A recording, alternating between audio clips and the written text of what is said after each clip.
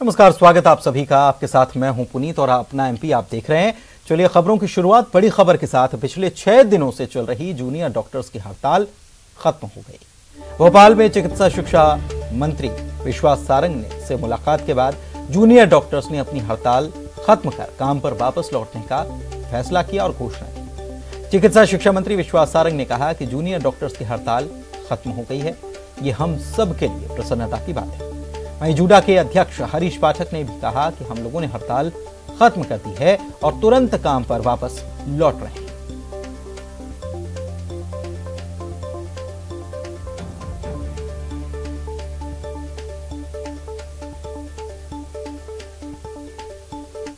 हड़ताल अब खत्म हो गई है। चिकित्सा शिक्षा मंत्री विश्वास सारंग इस वक्त हमारे साथ हैं। उन्हीं से आएंगे। सर, आज सर वार्ता हुई आप लोगों की जूनियर डॉक्टर से और अब जूनियर डॉक्टर्स काम पर वापस लौट रहे हैं।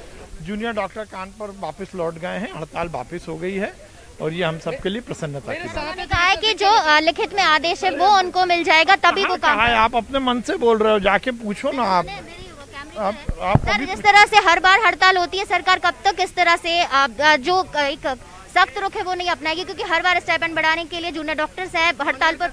चलिए सर, हड़ताल पर चलिए जूनियर डॉक्टर्स का ग्रामीण बॉन्ड को लेकर सर किस तरह का फैसला? नहीं, कोई नहीं माना हमने वो बात। तो सर उसके लिए कमेटी बनाई जाएगी। चलो, आधे जो सवाल है उसका जवाब जो चिकित्सा शिक्षा मंत्री है वो नहीं दे रहे हैं, लेकिन फिलहाल सिर्फ एक ही बात है कि जूनियर डॉक्टर्स ने हड़ताल खत्म कर दी है, वो काम पर वापस लौटे। लगातार 6 दिन से जो हड़ताल चल रही थी वो खत्म हो गई। आज 7वें दिन जिस तरह का गतिरोध था वो खत्म हो गया है। जूनियर डॉक्टर्स काम पर लौटेंगे और इस वक्त हमारे साथ जूनियर डॉक्टर्स एसोसिएशन के अध्यक्ष हरीश पाठक है। उन्हीं से जानेंगे कि आप लोग पहले कह रहे थे कि जब तक आदेश नहीं मिलेगा तब तक काम पर वापस नहीं लौटेंगे। हड़ताल खत्म हो गई, अब आप लोग काम पर वापस जा रहे हैं? जी, हम लोग अब काम पे वापस जाने वाले हैं। हमारी हड़ताल खत्म हो गई और सारी मांगे मान ली गई हैं। इस चीज़ों को देखते हुए शाम को आदेश पारित भी हो जाएंगे, मगर हम काम पे अब वापस लौटने पे। सूत्रीय मांगे थी जिसमें आपने ये कहा था कि 24% स्टाइपेंड बढ़ाया जाए, लेकिन 17% पर सरकार राजी थी और इसी को लेकर आप लोगों की इतने दिनों से बातचीत चल रही थी। 17% पर आप लोग राजी हैं?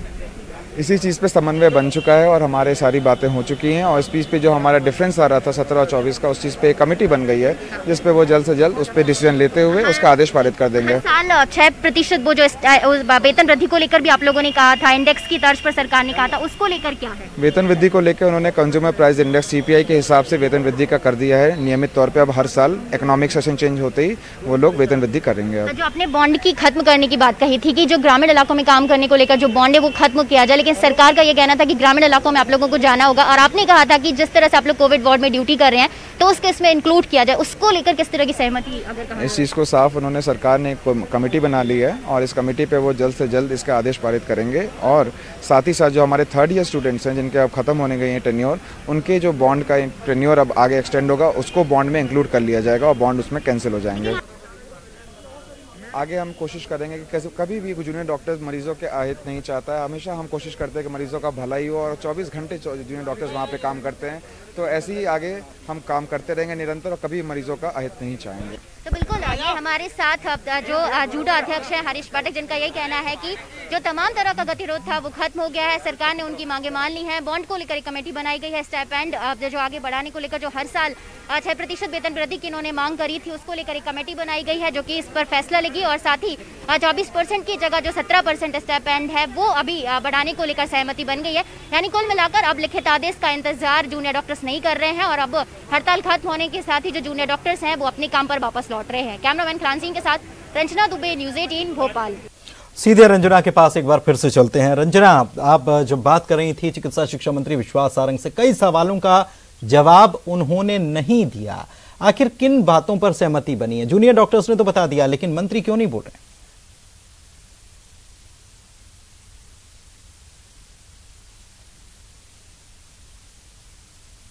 खत्म हो गई है। सरकार से लगातार वार्ता चल रही थी और सरकार ने पहले जिस तरह के जो तर्क को लेकर एक जूनियर डॉक्टर्स की मांगों पर अपनी जो आदेश जारी किया था उसी तरह की सहमति इस बार बनी है। यानी इस बार हाईकोर्ट की सख्ती के बाद जो जूनियर डॉक्टर्स हैं वो झुकते हुए नजर आए हैं और सरकार ने जिस तरह से जो मांगों को लेकर प्रस्ताव तैयार किया था उन्हीं मांगों पर जो जूनियर डॉक्टर्स है वो सहमत नजर आए। यानी सरकार ने पहले ही कहा था कि 24% नहीं बल्कि 17% जो स्टाइपेंड है वो बढ़ाया जाएगा और उसी पर अब जूनियर डॉक्टर्स की सरकार के साथ सहमति बनी, यानी 17% स्टाइपेंड पर अब जूनियर डॉक्टर सहमत हो गए। बल्कि वो इस बात पर अड़े थे कि 24% जो स्टाइपेंड बढ़ाया जाए, और इसीलिए ये जो हड़ताल थी इतने लंबी खिंची, यानी 6 दिन तक चलती रही, आज 7वें दिन जो खत्म हुई है। और दूसरी बात ये भी था कि इन्होंने कहा था कि हर साल जो 6% जो वेतन वृद्धि है वो की जाए। तो सरकार ने यही कहा है कि CPI इंडेक्स की तरह की तर्ज पर हर बार उनका जो सालाना जो वेतन वृद्धि है वो की जाएगी। तो इसको लेकर अब सहमति बन गई है। तो दूसरी बात, ग्रामीण इलाकों में बॉन्ड को लेकर भी जो जूनियर डॉक्टर्स हैं उन्होंने ये कहा था कि उनको जो कोविड वार्ड में वो ड्यूटी कर रहे हैं उसको ग्रामीण इलाकों के बॉन्ड में मर्ज कर दिया जाए, ताकि उनको ग्रामीण इलाकों में ना जाना पड़े। लेकिन अभी ये जो कोविड वार्ड की ड्यूटी को जो उनके ग्रामीण इलाके में ड्यूटी के बॉन्ड में मर्ज किया गया है, वो सिर्फ 3rd ईयर के स्टूडेंट के साथ ऐसा किया गया है। यानी 3rd ईयर के स्टूडेंट को अब ग्रामीण इलाकों में काम करने की जो बाध्यता है वो खत्म कर दी गई है, क्योंकि उन्होंने इतने समय से अभी कोविड वार्ड में ड्यूटी की है। और दूसरी बात, इस बात को लेकर भी सहमति बनी है कि स्टाइपेंड जो 24% बढ़ाए जाना है, या फिर जूनियर डॉक्टर्स को ग्रामीण इलाकों में ड्यूटी करने जाना है, यानी इसको लेकर कमेटी गठित हुई है, जो कि इस तमाम बातों पर विचार विमर्श करेगी और बाद में उस पर फैसला लिया जाएगा। और इन्हीं तमाम बातों को लेकर लगातार 2 दिनों से चिकित्सा शिक्षा मंत्री विश्वास सारंग से जूनियर डॉक्टर्स की मुलाकात हो रही थी। और कल देर रात यानी 2 बजे रात भी जो मंत्री हैं उनसे जूनियर डॉक्टर्स की चर्चा हुई थी। और कुल मिलाकर आज ये जो गतिरोध है खत्म हो गया है और जूनियर डॉक्टर्स अब बिना किसी लिखित आदेश के अपने काम पर वापस लौट गए। हालांकि पहले ये बात जरूर निकलकर सामने आ रही थी, जूनियर डॉक्टर्स ने ये कहा था कि जब तक उन्हें लिखित में आदेश नहीं मिल जाता है अपनी मांगों को लेकर, तब तक वो काम पर वापस नहीं लौटेंगे। लेकिन एक बार फिर से जो मंत्री हैं उनसे जूनियर डॉक्टर्स की चर्चा हुई, घर जाने उनके हॉस्पिटल अपने GMC जाने से पहले, और उस पर यह सहमति बन गई कि अब वो लिखित आदेश का इंतजार नहीं करेंगे, बल्कि मांगों को लेकर जिस तरह का समन्वय था जूनियर डॉक्टर्स और चिकित्सा शिक्षा मंत्री विश्वास सारंग के बीच, वो समन्वय पूरी तरह से अब तालमेल बैठ गया है। और अब जूनियर डॉक्टर्स बिना किसी गतिरोध के, बिना किसी मनमुटाव के अपने काम पर वापस लौट रहे हैं। वही जूनियर डॉक्टर्स रंजना, क्या ये मान लिया जाए, क्या ये रंजना मान लिया जाए, हम देख रहे हैं काफी लंबे वक्त से जूनियर डॉक्टर्स हड़ताल पर जाते रहे हैं और उनकी मांगे यही रही हैं। क्या ये बिल्कुल मान लिया जा सकता है कि आने वाले वक्त में भी जूनियर डॉक्टर्स की हड़ताल जैसी खबरें हमको, जनता को नहीं बतानी पड़ी?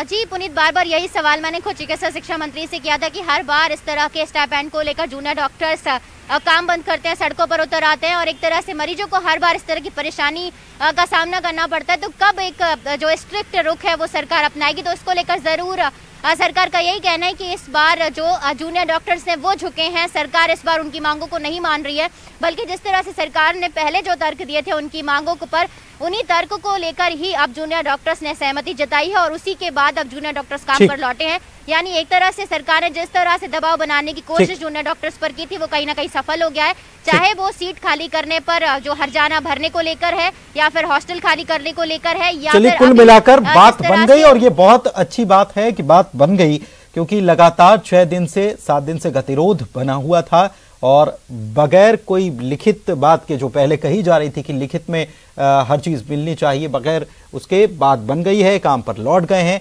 अच्छी बात है, बहुत बहुत शुक्रिया आपका इस जानकारी के लिए रंजना। तो जूनियर डॉक्टर्स ने अपनी हड़ताल खत्म कर दी है। आगे बढ़ते हैं। ऑक्सीजन प्लांट को लेकर मुख्यमंत्री शिवराज सिंह चौहान ने अधिकारियों के साथ आज बैठक की। सीएम ने मेडिकल ऑक्सीजन प्लांट्स की स्थापना को लेकर अधिकारियों से चर्चा की। प्रदेश के सभी जिला अस्पतालों में ऑक्सीजन प्लांट लगाने को लेकर सीएम शिवराज सिंह चौहान ने अधिकारियों से गंभीरता से चर्चा की है और कहा है कि अस्पताल की जरूरत के हिसाब से ऑक्सीजन प्लांट लगें।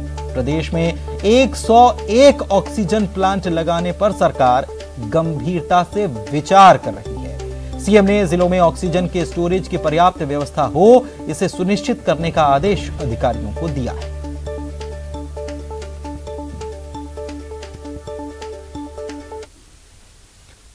सरकार में चल रहे नेतृत्व परिवर्तन की बात को गृहमंत्री नरोत्तम मिश्रा ने पूरी तरह से खारिज कर दिया है। उन्होंने कहा है कि सारी खबरें फेक न्यूज हैं, इस पर ध्यान न दें। शिवराज सिंह चौहान मुख्यमंत्री थे, मुख्यमंत्री हैं और मुख्यमंत्री रहेंगे। व्हाट्सएप एक ऐसी यूनिवर्सिटी है जिसके वाइस चांसलर बनने के लिए किसी योग्यता की आवश्यकता नहीं होती है और इसलिए ये जो फेक न्यूज हैं, जो भ्रामक और असत्य समाचार हैं, मेरी प्रार्थना है इन पर ध्यान न दें। भारतीय जनता पार्टी पूरी तरह से शिवराज सिंह जी और बीडी शर्मा जी के नेतृत्व में एक है, संगठित है। माननीय शिवराज सिंह जी मुख्यमंत्री थे, माननीय शिवराज सिंह जी मुख्यमंत्री हैं, माननीय शिवराज सिंह जी मुख्यमंत्री रहेंगे। इसलिए इस तरह की अटकलें कम से कम व्हाट्सएप, फेसबुक इसको आधार न बनाए समाचार का। उधर भोपाल में गृह मंत्री डॉक्टर नरोत्तम मिश्रा से बीजेपी के नेताओं का मिलने का सिलसिला जारी है। विधानसभा अध्यक्ष गिरीश गौतम ने नरोत्तम मिश्रा के निवास पर उनसे बंद कमरे में मुलाकात की। दोनों नेताओं के बीच कई मुद्दों को लेकर चर्चा होने की खबर है।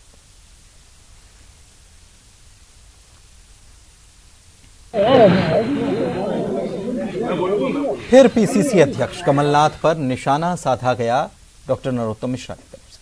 किसानों की समस्या पर कमलनाथ के ट्वीट पर गृह मंत्री ने पलटवार करते हुए कहा कि किसानों की चिंता वे कर रहे हैं जिन्होंने किसानों को धोखा दिया। नरोत्तम मिश्रा ने कमलनाथ पर किसानों का कर्जा न माफ करने का आरोप लगाते हुए कहा कि अब किसानों की चिंता वे जता रहे जी हैं जिन्होंने 10 दिन में 2 लाख माफ करने की बात कही थी, वो किसान की चिंता कर रहे हैं। जो एक खरीदी केंद्र पे नहीं गए पूरे कोरोना काल में, और जब मुख्यमंत्री बने तो मुख्यमंत्री काल में क्वारंटाइन ही रहे बल्लभ भवन में, कभी नहीं निकले, एक केंद्र पे नहीं गए, सेवा पे नहीं गए, बात किसान की करते हैं। हास्यास्पद है, शीशे के महल में रह के दूसरे पे पत्थर फेंक रहे, जिसने किसान को धोखा दिया, नौजवान को धोखा दिया, आवाम को धोखा दिया। और भोपाल से बड़ी खबर आपको बता रहे हैं। सांसद प्रज्ञा ठाकुर को लाल घाटी का नाम पसंद नहीं है। प्रज्ञा ठाकुर ने लाल घाटी का नाम बदलने की मांग की है। लाल घाटी शब्द का इतिहास विभत्स है और इसे बदला जाना चाहिए, ये उन्होंने कह दिया है। एक बार फिर से उन्होंने ये बात कही है, इसके पहले भी वो इसको लेकर बात कह चुके।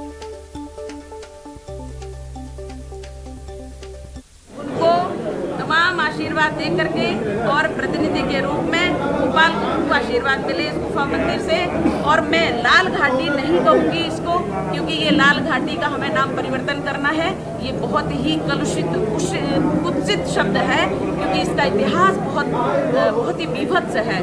इसलिए गुफा, प्राचीन गुफा मंदिर के नाम से ही ये आश्रम स्थापित है और प्रसिद्ध है। इसलिए मैं क्षमा चाहूँगी महाराज जी, मैं आपसे क्षमा चाहूँगी, लेकिन मैं ये कहना चाहूँगी कि मैंने इस लाल घाटी का नाम परिवर्तित करके दूसरा कोई नाम स्थापित किया जाएगा। इसका बड़ा विभत्स, बड़ा ही क्रूरतम इतिहास है लाल घाटी का, इसलिए ये प्राचीनतम गुफा।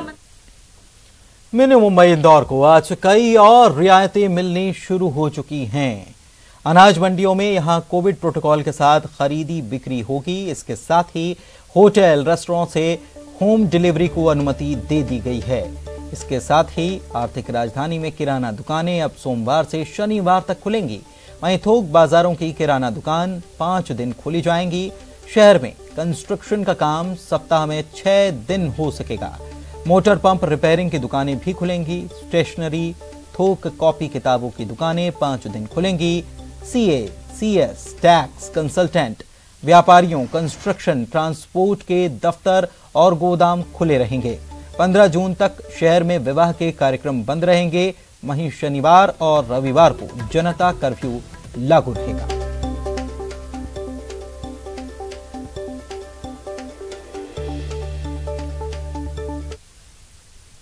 और खबर इंदौर से, जहां पर कोरोना के नियमों का पालन कराने और सोशल डिस्टेंसिंग को सुनिश्चित करने के लिए प्रदेश के जल संसाधन मंत्री तुलसी सिलावट माइक, ब्रश और पेंट का डिब्बा लेकर सड़क पर निकल पड़े। माइक से जहां उन्होंने लोगों को कोरोना गाइडलाइन का पालन करने की अपील की, तो वहीं दुकानों के बाहर सोशल डिस्टेंसिंग के गोल घेरे उन्होंने पेंट से बनाए। इसके साथ ही उन्होंने मजदूरों के टीकाकरण अभियान का आगाज किया और मजदूर चौक का निरीक्षण भी किया।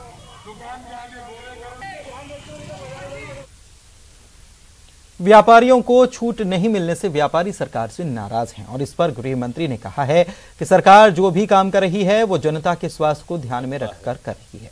सरकार की प्राथमिकता जनता का स्वास्थ्य है। कर रहे। देखिए, नाराज होना उनका स्वाभाविक हो सकता है,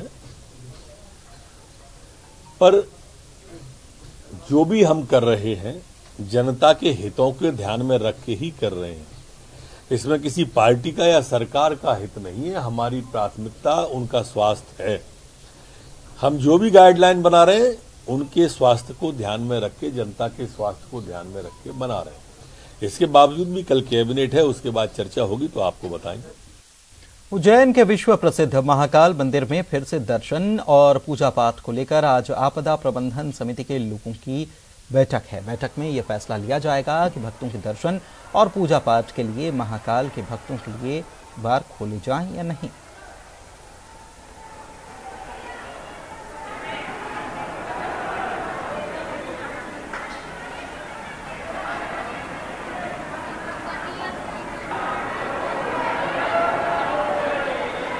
तो भक्तों को दर्शन की अनुमति मिल सकती है, क्योंकि जिस तरीके से संक्रमण पर काबू पाया गया है उसके बाद धीरे धीरे अनलॉक की प्रक्रिया भी तेजी से बढ़ रही है।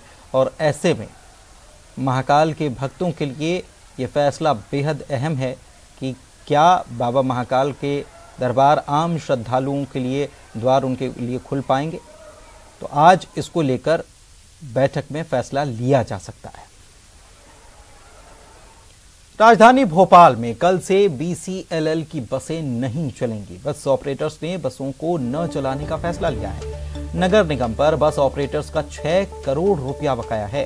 कोरोना के कारण 13 अप्रैल से BCLL की बसें बंद थीं। 2 जून से फिर इन बसों को चलाने की इजाजत दी गई थी, लेकिन अब BCLL की बसें नहीं चलाने की बात ऑपरेटर्स कर रहे हैं। राजधानी में BCLL की 142 बसें हैं। नगर निगम ने इन बसों को चलाने की जिम्मेदारी AP मोटर्स और दुर्गम बस ऑपरेटर को दे रखी है। और खबर सीधी से, जहां दुबरी फॉरेस्ट रेंज में करीब 3 साल पहले एक हाथी को शिकारियों ने गोली मारने की कोशिश की थी। शिकारियों के हमले में हाथी को गोली के छर्रे लग गए थे, लेकिन हाथी चल फिर रहा था। लेकिन पिछले 2-3 महीनों से हाथी को पैरों में ज्यादा दिक्कत होने लगी और फिर वो चलने फिरने में भी असमर्थ हो गए। तब डॉक्टर्स की टीम ने जांच में पाया कि हाथी के पैर में छर्रे फंसे हैं, जिसके बाद बांधवगढ़ फॉरेस्ट के डॉक्टर्स की टीम को बुलाया गया और हाथी के पैरों में फंसे गोली के छर्रों को निकाल दिया।